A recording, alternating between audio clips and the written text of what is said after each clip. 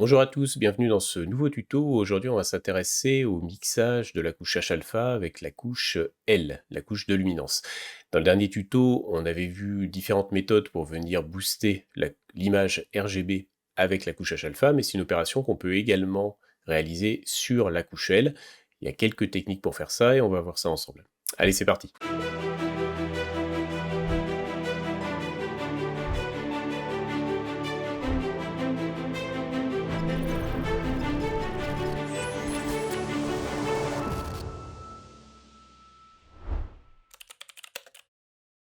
Donc bienvenue dans ce tuto. Aujourd'hui, en complément de ce qu'on a fait la dernière fois, le travail avec la couche H-alpha et l'image RGB, on va essayer de venir booster également la luminance. C'est une technique qui marche bien pour certains objets, ça n'a absolument rien d'indispensable. Vous pouvez avoir une très bonne couche de luminance à l'issue de votre traitement et utiliser uniquement la couche luminance, mais dans certains cas, sur certaines nébuleuses notamment, ça peut être intéressant de venir renforcer un petit peu le signal de la couche L avec la couche H-alpha. Alors, à noter que c'est une technique qui marche également très bien si vous souhaitez renforcer la couche L avec n'importe quelle autre couche.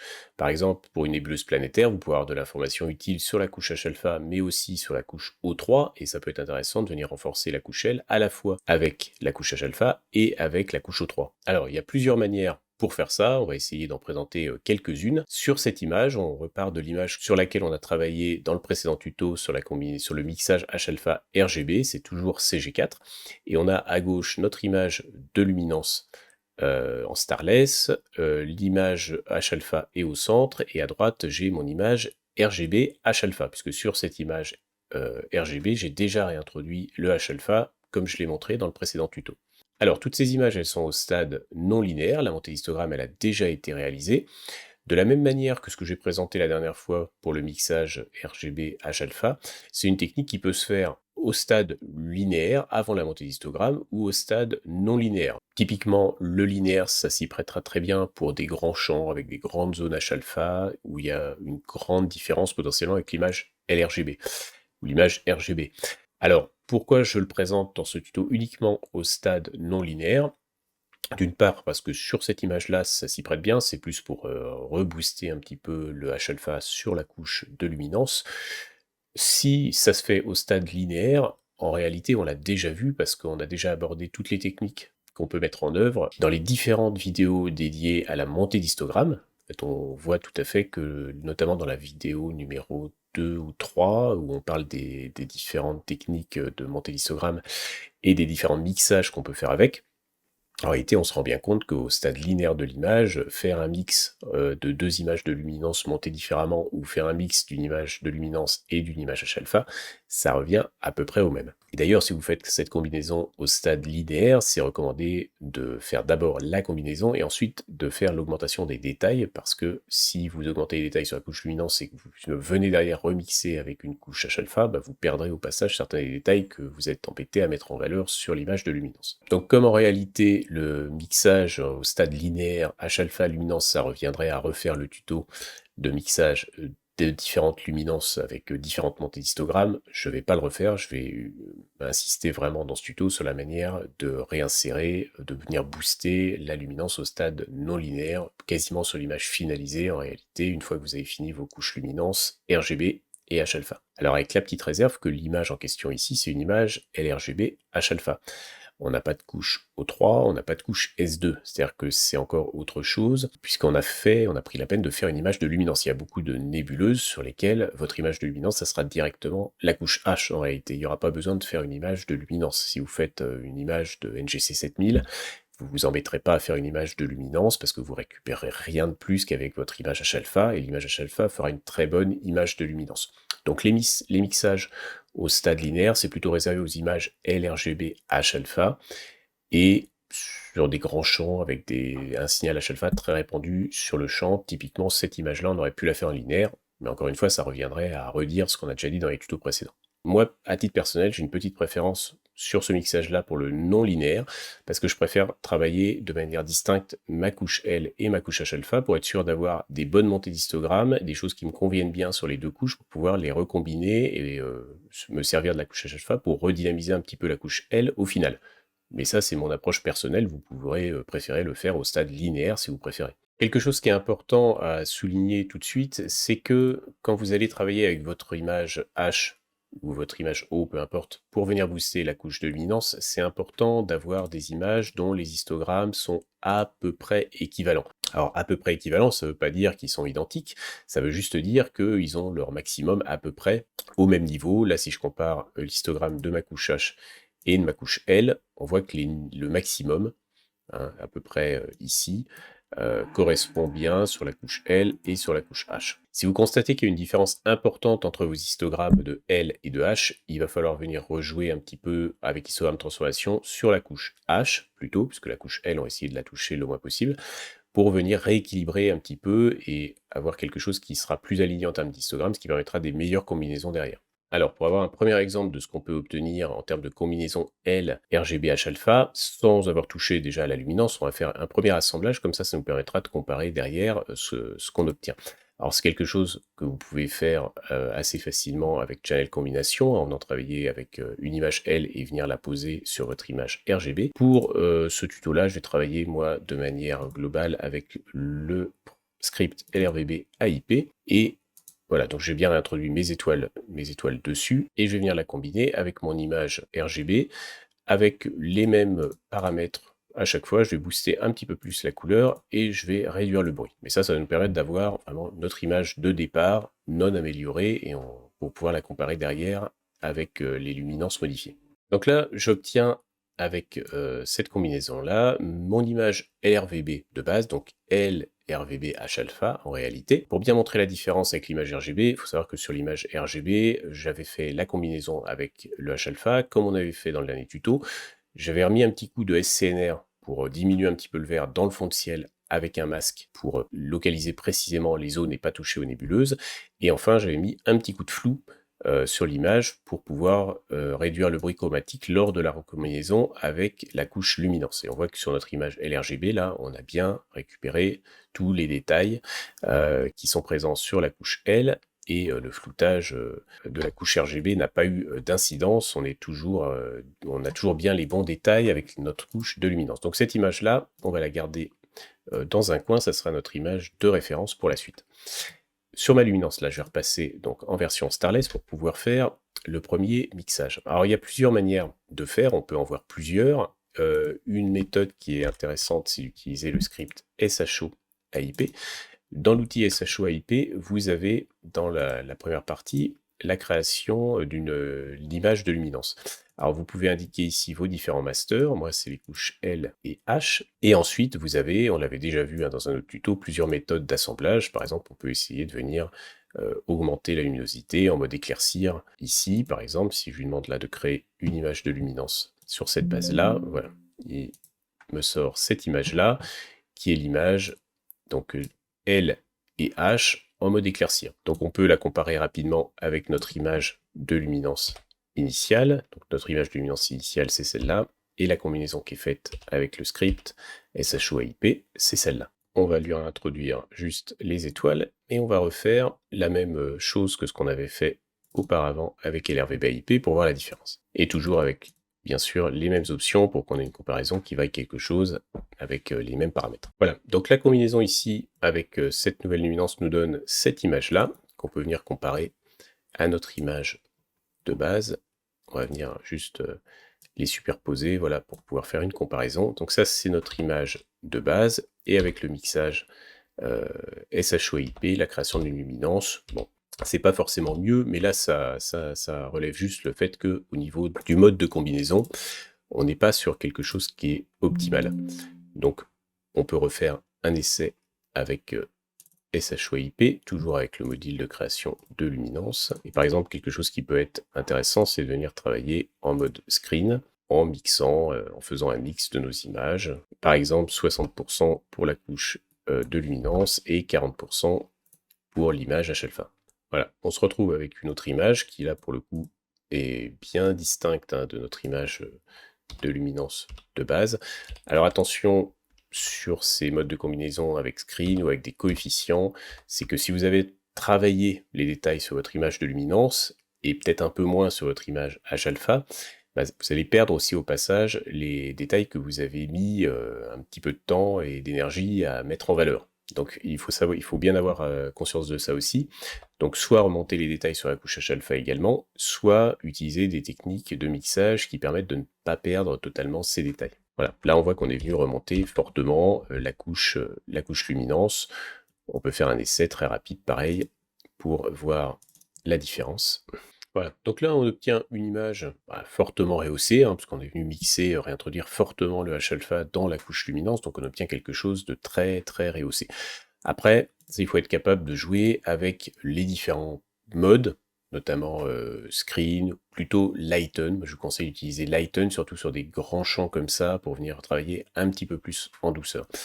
Et alors, on peut utiliser le process SHOIP, mais on peut aussi travailler avec le process Pixelmatte, en utilisant des choses qui sont relativement similaires à ce qu'on a fait dans le dernier tuto sur le mixage de la couche H-alpha et de la couche RGB. On va venir réintroduire tout ou partie de la couche H-alpha dans la couche L. Alors, la dernière fois, pour le mixage RGB H-alpha, on avait beaucoup utilisé la fonction maximum. Là, on peut faire un essai. On va se rendre compte assez rapidement qu'on obtient un résultat qui est assez proche de ce qu'on a eu précédemment avec Lighten à 100%, dans le mode de combinaison de luminance de SHOIP. La couche L, elle est assez fortement relevée, alors à la fois dans la nébuleuse et puis dans le fond de ciel. Donc on peut venir faire un essai sur cette couche-là pour voir le résultat qu'on obtient. Voilà, donc là on obtient une autre image qui est assez différente de notre image LRVB de base, un petit peu la même chose que ce qu'on a vu précédemment, c'est-à-dire une image où toutes les zones H-alpha ont été fortement accentuées, et c'est normal puisqu'on utilise la fonction max, donc on vient réintroduire le maximum du H-alpha dans l'image. Alors on voit qu'il y a des avantages et des inconvénients. Les avantages, c'est que le H-alpha ressort quand même beaucoup mieux, notamment autour de la nébuleuse.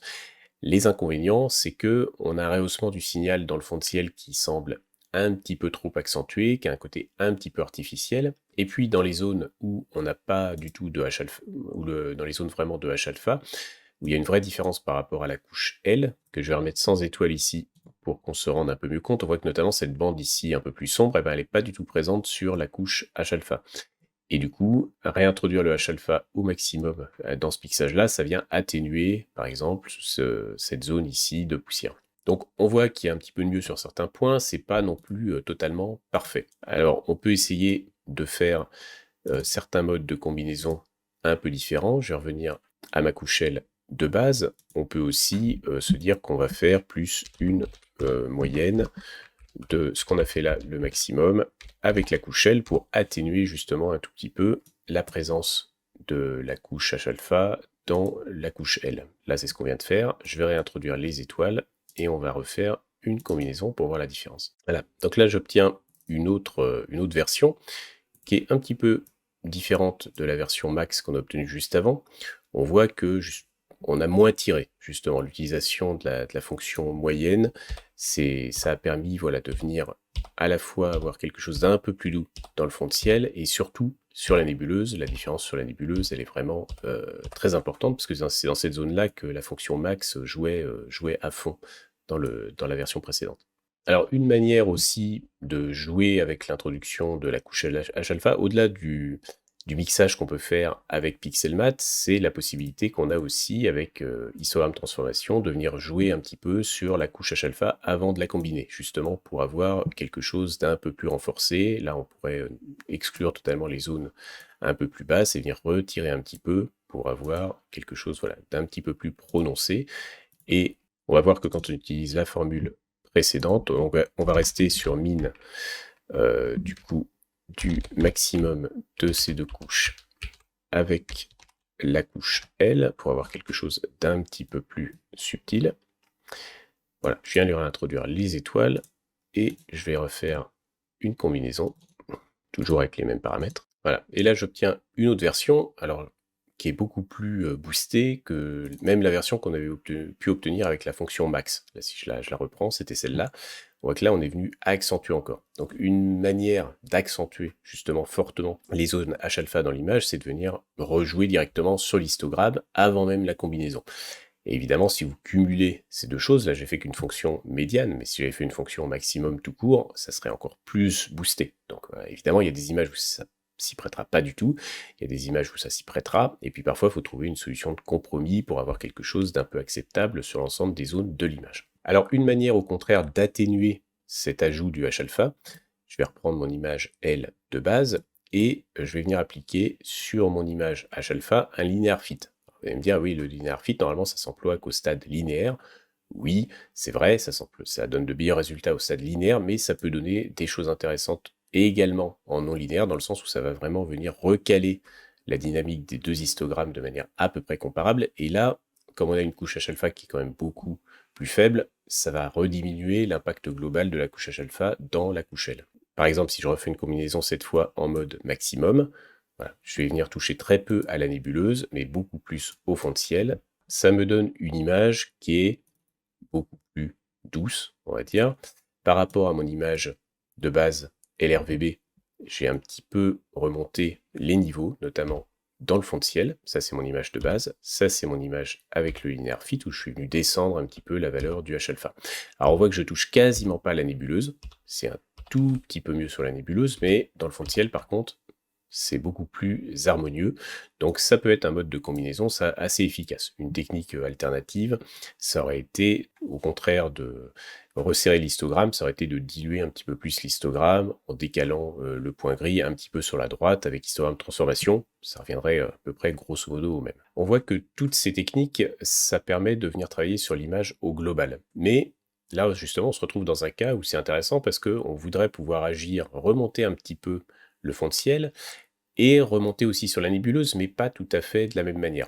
Donc, pour faire ça, il y a une manière assez simple de travailler, c'est qu'on va venir travailler avec Range Selection, et on va créer un masque pour permettre de faire un premier mixage en visant uniquement le fond de ciel, et un second mixage, on va viser plutôt la nébuleuse. Donc là, moi j'aime bien décaler un petit peu la fenêtre, voilà, pour avoir l'image de base ici, et voir exactement les zones sur lesquelles on travaille avec le Range Mask.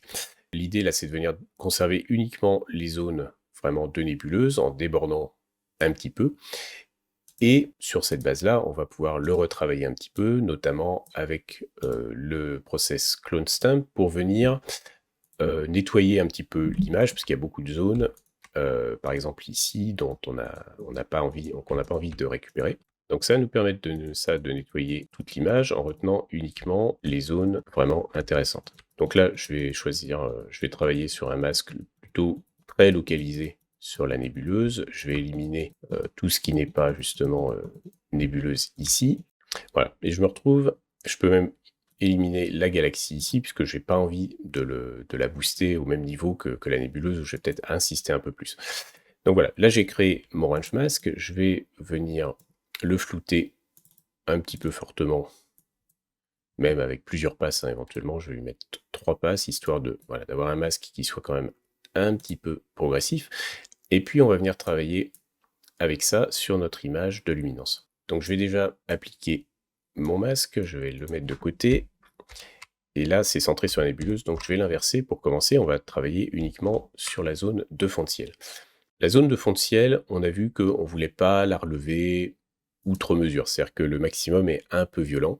Donc on va venir travailler avec une fonction moyennée entre le maximum et de la couche L, et de la couche H-alpha et de la couche L.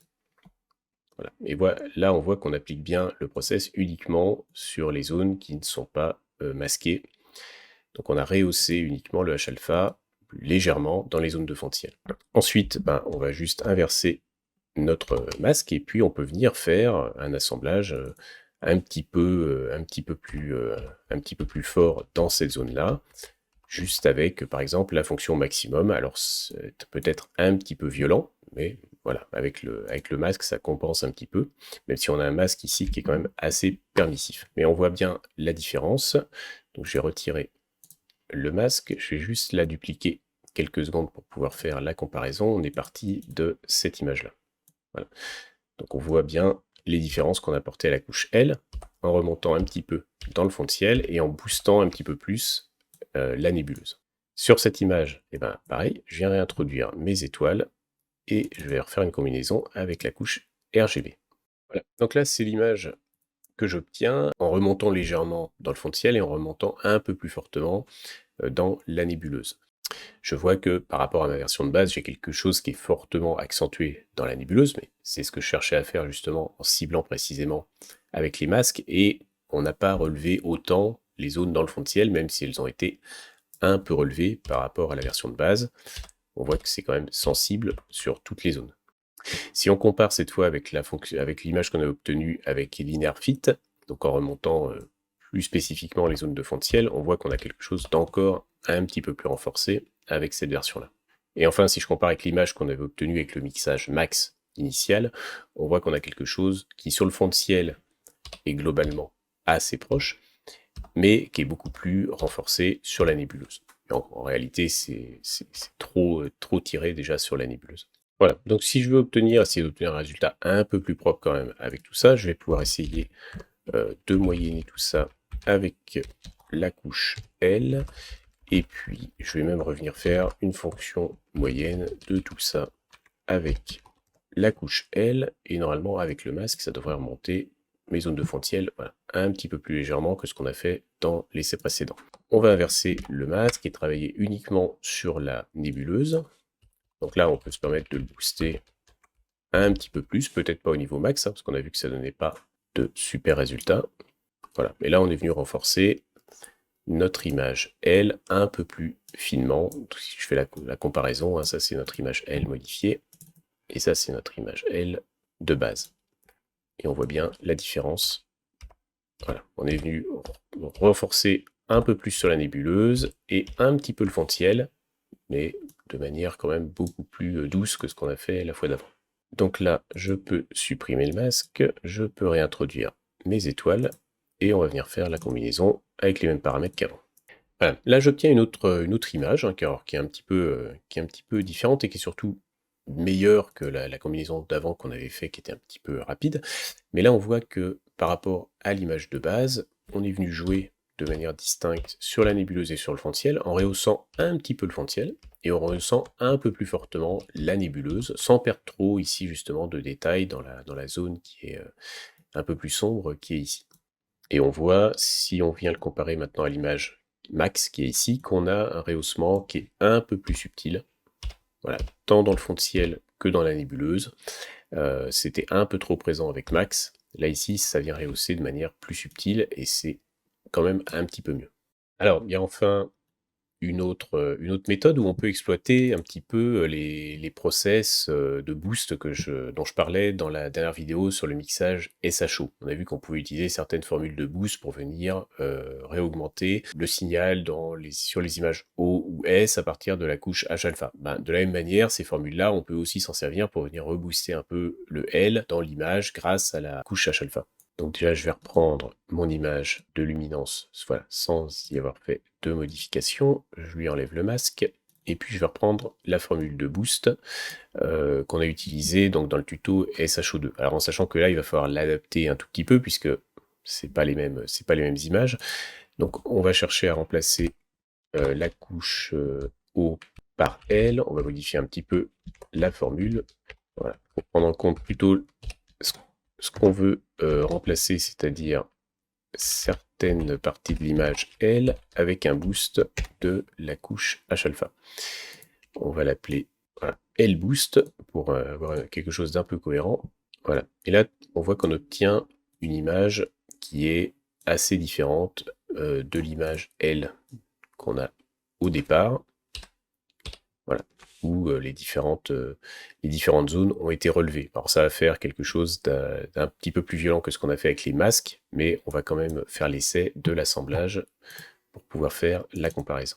Alors une petite technique complémentaire, quand vous venez refaire l'assemblage de votre couche L avec votre couche RGB, dans la mesure où on a monté le signal parfois assez fortement sur certaines zones sur la couche L, ça va se traduire au final par une diminution de la couleur, et on va arriver sur des zones de H-alpha qui vont prendre une teinte parfois plus saumon que rouge.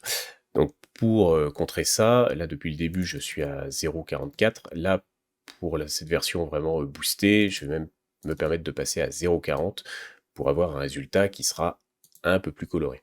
Voilà, donc le résultat qu'on obtient avec cette combinaison, avec le boost, donc on peut le comparer avec l'une des meilleures versions qu'on avait obtenues jusqu'à présent, la version masquée. On voit que voilà, on obtient quelque chose de logiquement un peu plus boosté tant sur le fond de ciel que sur la nébuleuse. Voilà, ça peut présenter aussi un intérêt pour, rehausser de manière un petit peu uniforme et un peu plus dynamique, la luminance avec l'image à chaque fois. Voilà et au final, on obtient donc, du coup différentes, images avec, différents rendus. Notre image LRVB de base, elle est là. Avec la fonction maximum, donc l'intégration avec la fonction maximum de la couche H-alpha sur la couche luminance, on voit qu'on vient booster beaucoup plus, notamment dans le fond de ciel, les extensions H-alpha. Avec le linear fit, c'est plus mesuré à la fois sur la nébuleuse et sur le H-alpha, mais ça revient à faire un histogramme transformation en diminuant un petit peu les curseurs pour contrebalancer la fonction max.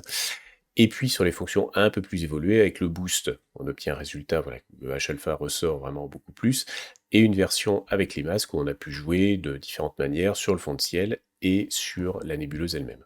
Alors à ce stade-là, bien sûr, c'est pas terminé, on peut tout à fait envisager de venir refaire des mixages de différentes images pour essayer de garder les côtés positifs d'une ou de plusieurs versions parmi celles qu'on vient d'obtenir. Moi, parmi les versions qui sont là, la fonction max, elle me semble trop accentuée dans le fond de ciel, donc je vais l'écarter. Le boost, également un petit peu trop présent, et il nous reste au final 3 versions, et on pourrait essayer de faire un mixage entre la version de départ et une version, alors il faudrait choisir une version un petit peu différente, par exemple celle qu'on a fait avec le masque. On peut venir par exemple avec la fonction pixelmat, venir mixer ces deux versions pour en créer une nouvelle qui sera intermédiaire entre les deux, et qui nous donnera peut-être plus satisfaction que chacune de ces versions distinctes. Là par exemple on obtient cette version-là, avec le mixage, qui est plutôt pas mal. Si on la compare avec la version LRVB de base, qui est celle-là, voilà, on se rend compte qu'on a un petit peu plus accentué dans le fond de ciel, pas beaucoup, mais juste ce qu'il faut pour que ça soit un petit peu plus subtil, et par contre sur la nébuleuse, on est venu rehausser encore un petit peu les zones comme ça de H-alpha. Bien sûr, on pourrait faire des mixages différents et venir renforcer un peu plus le fond de ciel ou un peu plus la nébuleuse, encore une fois à ce stade-là. Par exemple, si je veux rehausser encore un petit peu le fond de ciel là sur ma version ici, je peux utiliser la fonction qu'on avait réalisée avec linear fit, ou histogramme transformation, c'est pareil, pour venir rebooster un petit peu, voilà, les zones dans le fond de ciel. Et on voit qu'au final, on a une image qui est plutôt pas mal, plutôt assez équilibrée. Et puis par rapport à notre version de départ qui était celle-là, on a quelque chose, voilà, où on a renforcé de manière assez subtile le H-alpha sans excès, c'est-à-dire sans vraiment que ça soit vraiment clairement visible qu'on ait vu remonter le H-alpha, mais on a remonté un petit peu dans le fond de ciel et un petit peu dans la nébuleuse, on a donné un petit peu plus de pêche à l'image. C'est une technique qui se prête plutôt bien à l'augmentation du signal H-alpha sur des grandes zones, sur des zones plus localisées. Si c'est vraiment très localisé, genre des petites nébulosités dans des galaxies, tout de suite quand on va venir booster, ça va créer des zones de transition assez dures qui seront généralement assez peu esthétiques, mais on voit que sur la plupart des images de nébuleuses, ça peut donner de bons résultats. Voilà, c'est à peu près tout ce qu'on peut dire sur cet aspect-là du rehaussement de la luminance avec la couche H-alpha. Il y a plusieurs méthodes qui existent. Moi, ce que je vous recommande, c'est plutôt d'utiliser des méthodes manuelles où vous pourrez réellement doser précisément ce que vous voulez faire. La technique avec les masques donne de bons résultats, parce que là, vous avez vraiment la possibilité de venir paramétrer précisément les zones les plus faibles, les zones les plus fortes, pour trouver quelque chose qui soit équilibré, ce qui est parfois difficile à faire quand on cherche à rehausser les zones de fond de ciel, mais sans cramer totalement ou saturer à l'excès la nébuleuse. Voilà, moi c'est une petite opération que j'aime bien faire sur les images qui s'y prêtent bien, avant de finir le traitement avec PixInsight, puisqu'effectivement là, à ce stade-là, on a terminé le traitement avec PixInsight. Alors on pourrait faire encore beaucoup de choses pour raffiner l'image, venir jouer sur sur la saturation, venir jouer encore un petit peu sur la réduction du bruit, etc. Mais ça, je prends le parti de le traiter, de finaliser réellement l'image uniquement avec Photoshop. Alors, dans les prochains tutos, on verra comment finaliser au mieux une image, quelques petites techniques pour venir finaliser et que l'image finale soit la plus propre possible, la plus équilibrée possible. Et ça se fera du coup sous Photoshop et puis avec PixInsight, puisqu'on en a quasiment fini. Enfin, en réalité, avec PixInsight, on y reviendra peut-être occasionnellement pour présenter un process particulier ou redévelopper une technique sur laquelle j'ai pas forcément insisté dans cette série de tutos, mais là on en a fini avec PixInsight. Donc je vous donne rendez-vous pour le prochain tuto qui sera du coup sous Photoshop. Allez, salut!